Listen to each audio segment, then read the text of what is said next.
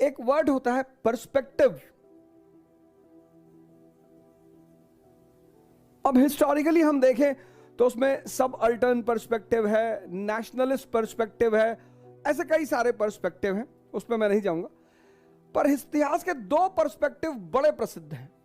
एक, ये विषय शाही लोगों के लिए लिखा जाता है, एरिस्टोक्रेसी, और एक आम लोगों के लिए लिखा जाता है, कॉमन पीपल।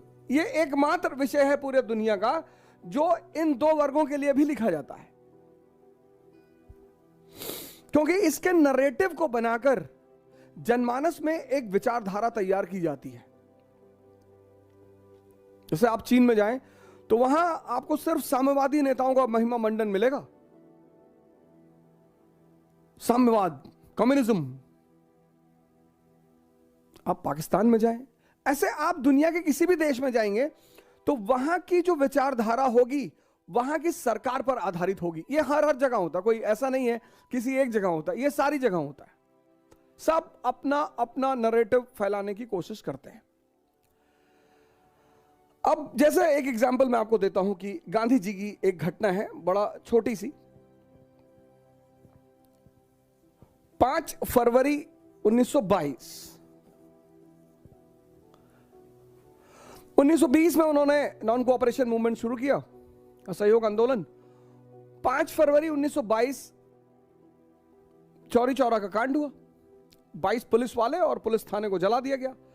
अब 22 पुलिस वाले और पुलिस थाने को जलाना, यह सरकार पर हमला है। अब जैसे ही सरकार पर हमला हुआ, सरकार पर अगर आंदोलनकारी हमला करेंगे तो सरकार तो पलटकर रिटेलिएट करेगी। तो गांधी जी ने एक बड़ा श्रेष्ठ कदम लिया कि जैसे ही यह हमला हुआ उन्होंने असहयोग आंदोलन को रोक दिया। वो सरकार के खिलाफ नहीं लड़ रहे थे, सरकार उनकी दुश्मन नहीं थी। जैसे ही यह हमला हुआ, वैसे तो हिंसा प्रिंस चार्ल्स के आगमन पर भी हुई मुंबई में, लेकिन आंदोलन नहीं रुका। लेकिन ये 22 पुलिस वालों के साथ जो पुलिस थाना जलाया गया, यह सरकार पे हमला था। और गांधी जी को पता था कि मुट्ठी भर लोग खड़े हैं और सरकार सबको पीटेगी, और दोबारा जब हम बुलाएंगे तो कोई नहीं आएगा। उन्होंने आंदोलन को रोक दिया। अब जब उन्होंने असहयोग आंदोलन को इस घटना के बाद रोका, तो विपिन चंद्रा सर ये कहते हैं, अगर आप विपिन चंद्रा की सर की किताब पढ़ें तो वो कहते हैं कि गांधी जी एक बड़े दूरदर्शी थे। उन्हें पता था कि मुट्ठी भर लोग खड़े हैं और मुट्ठी भर लोग को सरकार इतना पीटेगी कि वो दोबारा बुलाने पर कभी नहीं आएंगे। तो गांधी जी ने आंदोलन को रोक दिया। ये विपिन चंद्रा सर कह रहे हैं। घटना एक है, करेंगे गांधी जी ने आंदोलन को रोक दिया और जनता मार नहीं खाई। इसकी सजा गांधी जी को भुगतनी पड़ी, वो पकड़े गए और 6 साल के लिए उनको सजा हुई। बात सही भी लगती है कि हाँ यार, जनता तो कहीं मार नहीं खाई, जनता तो कहीं नहीं मारी गई। लेकिन इसी घटना को जब सुमित सरकार सर समझाते हैं, लेकिन सुमित सरकार सर कहते हैं कि ऐसा नहीं है। अब देखिए, जिसको आप 6 देखते हैं उसको सामने वाला 9 देखता है। अब सुमित सरकार सर यहां कहते हैं कि नहीं नहीं ऐसा नहीं है, 1917 की रूसी क्रांति हो चुकी है, किसान सभाएं बन रही हैं, मजदूरों के दल बन रहे हैं,